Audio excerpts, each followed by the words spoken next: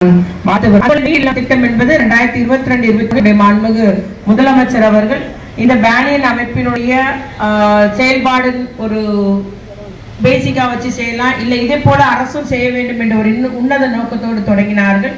அந்த மீடியில் அதில் தான் இந்த ஆர் சோயா அவர்கள் கிட்டத்தட்ட அவர் சொன்னாரு அவருடைய நெல்லையில நாங்க 8 இல்லம் வச்சிருக்கிறோம், மீண்டு இல்லம் 8 இல்லம் வச்சிருக்கோம் என்று கூறினார்கள். அதாவது சிகிச்சைக்காக இல்ல எங்கேயோ கோயில்கள் இருந்து சுற்றுலா தலங்களில் இருந்தெல்லாம் மீட்டெடுத்து மாவட்ட நிர்வாகம் இல்ல அரசு அதிகாரிகள் இல்ல தொண்டு உள்ளவங்க வந்து சேர்ப்பாங்க. சேர்த்த அப்புறம் அவங்களுக்கு சிகிச்சை தொடர்ச்சியாக மருத்துவ சிகிச்சை எல்லாம் பண்ணி அவங்க சரியாயிருவாங்க.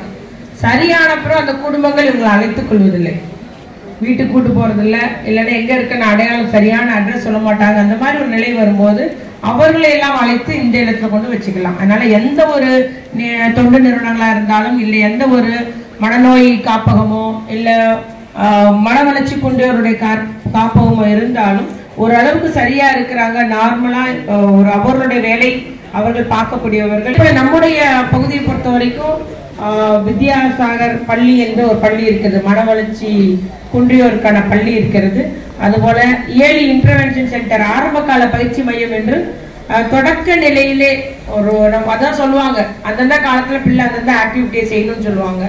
பிறந்த பிள்ளைங்களுக்கு சத்தம் பக்கத்துல வந்து சத்தம் கொடுத்து கூட கை தட்டுவாங்க, காது கேக்குதான்னு செக் பண்ணுவாங்க, கரெக்டா குப்புற விடணும்.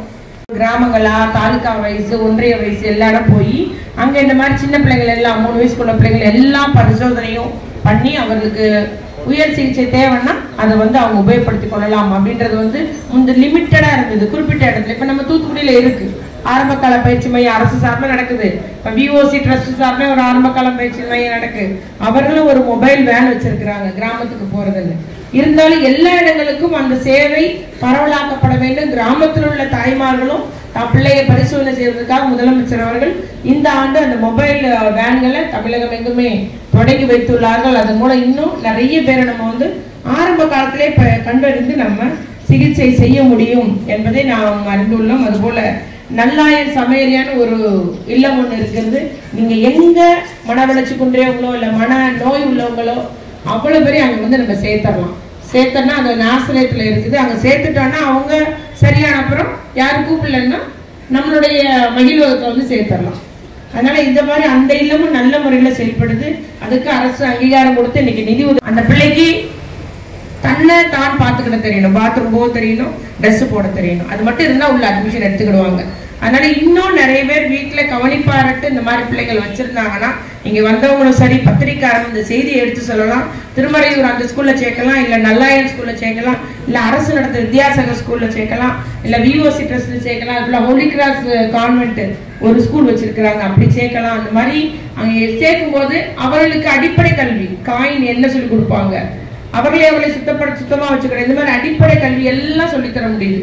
கொஞ்சம் அந்த பிள்ளைகள் இம்ப்ரூவ் என்னென்ன புகுத்த முடியுமோ, எதுக்குமே யூனிஃபார்மா ஒரு சப்ஜெக்டோ சிலபஸோ வைக்க முடியாது. அந்தந்த பிள்ளைகளுக்கு ஏற்ற மாதிரி பயிற்சி வழங்கப்பட்டு வருகிறது. ஆகவே நம்முடைய முதலமைச்சர் அவர்கள் மாற்றுத்திறனாளி துறையை தன்வசம் வைத்ததிலிருந்து இந்த மாதிரி பேனியன் போன்ற நிறுவனங்கள் செயல்பாடு எல்லாம் நம்முடைய அரசும் செய்ய வேண்டும் என்ற எண்ணத்தோடு இன்னைக்கு மீண்டும் இல்ல திட்டமும் அரசு கொண்டு வந்திருக்குது. அந்த மொபைல் யூனிட் கிராமமா போய் பிள்ளைங்களை செக் பண்ற யூனிட்டும் கொண்டு வந்து அத்தனை பயிற்சிகளை செய்து வருகிறார் முதலமைச்சர் என்பதை மட்டும் கூறிக்கொண்டு அதில் ஒன்றாக நம்முடைய கடந்த மாதம் நம்முடைய கனிமொழிக்காக கூட ஒரு நிறுவனம் தொடங்கினாங்க. நம்மளுடைய மருத்துவக் கல்லூரி மருத்துவமனை வளாகத்துல காது கேளாத பிரச்சனை சிறு வயதில் இருக்கிறதா என்பதை பரிசோதனை செய்து உடனடியாக அந்த பிரச்சனையை சரிப்படுத்துவது, அந்த காது கேட்கும் திறன் குறைவாக உள்ளவர்களுக்கு அதை சரிப்படுத்தும் ஒரு பெரிய ஒரு திட்டத்தை நம்முடைய மருத்துவமனை வளாகத்திலும் அக்கா எம்பி அவருடைய முயற்சியின்படி திரு டாக்டர் மோகன் காமேஸ்வரன் அவர்களால் தொடங்கி வைக்கப்பட்டது. இவ்வாறு நம்முடைய பெண்கள் விழிப்புணர்வு பெற வேண்டும். பிள்ளைக்கு பிரச்சனை இருக்குன்னு ஒதுக்கி வைத்துவிடக்கூடாது, அதை தீர்க்க முடியும்.